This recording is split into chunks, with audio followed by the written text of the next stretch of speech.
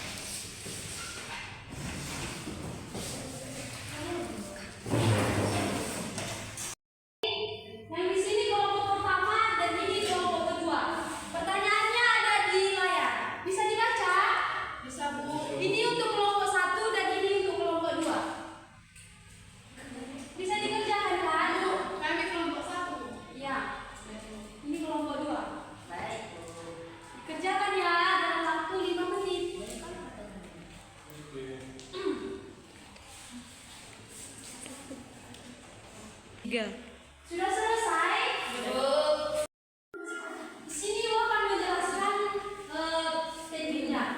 Dan pada kelompok kalian itu merupakan kelompok asli. Tetapi Ibu akan menyuruh salah satu anggota untuk berpindah pada kelompok yang lain untuk mendiskusikan apa yang telah didiskusikan pada kelompok asli. Nah, dan di saat satu kelompok berpindah pada kelompok lain, itu merupakan kelompok asal. Paham? Paham bagaimana pengerjaannya? Baik, di sini Ibu akan menunjuk salah satu anggota kelompok satu untuk berpindah ke kelompok dua, menjelaskan materi yang telah dipelajari, yaitu Rostian bergabung pada kelompok dua, dan dari kelompok dua Ibu tunjuk Lela untuk membagikan hasil diskusi pada kelompok satu. Silakan.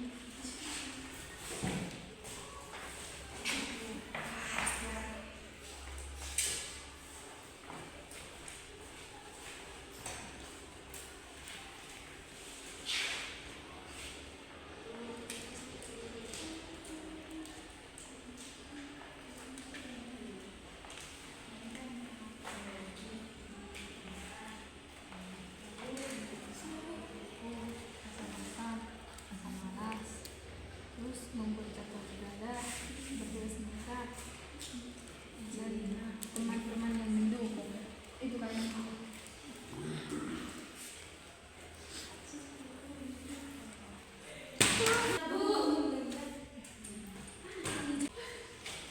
Baik, sudah selesai diskusinya?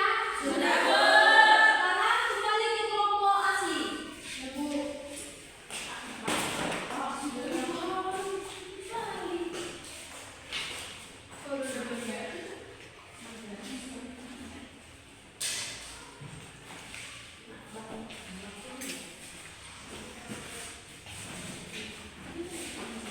Nah, jika sudah selesai, silakan maju perwakilan untuk mempresentasikan atau membacakan jawaban dari setiap kelompok perwakilan satu orang saja. Silakan satu orang dalam membacakan hasil diskusi kelompok.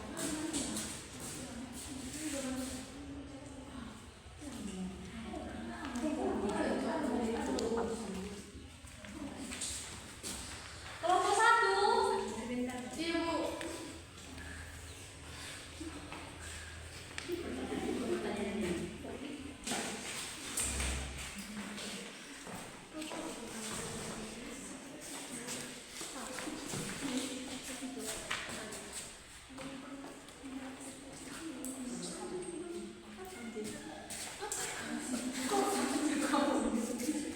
Silakan teman-teman yang lain, tolong didengarkan ya temannya untuk membacakan hasil diskusi kelompok. Baiklah, saya akan dari kelompok satu. Pertanyaan pertama, apa tantangan yang dihadapi oleh guru orang beriman? Tantangan yang pertama yaitu mengatur teknologi dan hiburan. Yang kedua, lingkungan yang tidak terhubung. Yang ketiga, rasa bosan dan rasa malas. Pertanyaan kedua, bagaimana cara mengatasi tantangan dalam hidup orang beriman?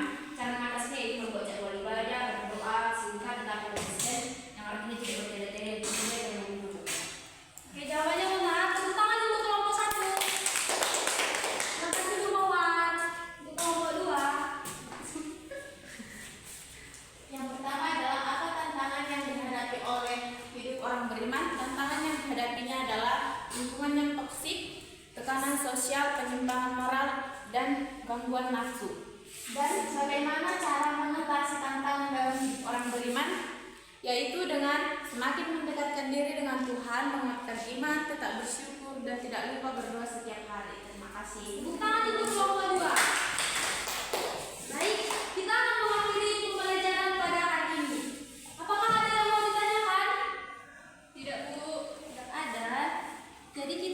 pada kesimpulan. Kesimpulan materi kita pada hari ini adalah hidup orang beriman adalah hidup yang menjunjung tinggi hubungan dengan Tuhan melalui doa, ibadah, dan pengalaman firman-Nya. Orang beriman berusaha untuk hidup sesuai dengan ajaran Tuhan, menunjukkan kasih kepada sesama, menjaga integritas, dan tetap setia meskipun menghadapi tantangan. Mereka juga bertumbuh dalam iman dan menjadi saksi Tuhan di dunia. Demikian pembelajaran kita hari ini, kita tutup di dalam doa. Tuhan Allah Bapa yang Maha Tinggi ini dalam perjalanan surga, terima kasih kami ucapkan lagi Tuhan, sebab kami tiada pernah berkesudahan dalam hidup kami. Kami akan mengakhiri pembelajaran ini, biarlah Tuhan yang memberkati aktivitas kami selanjutnya. Dalam nama Tuhan Yesus Kristus kami berdoa dan bersyukur. Amin.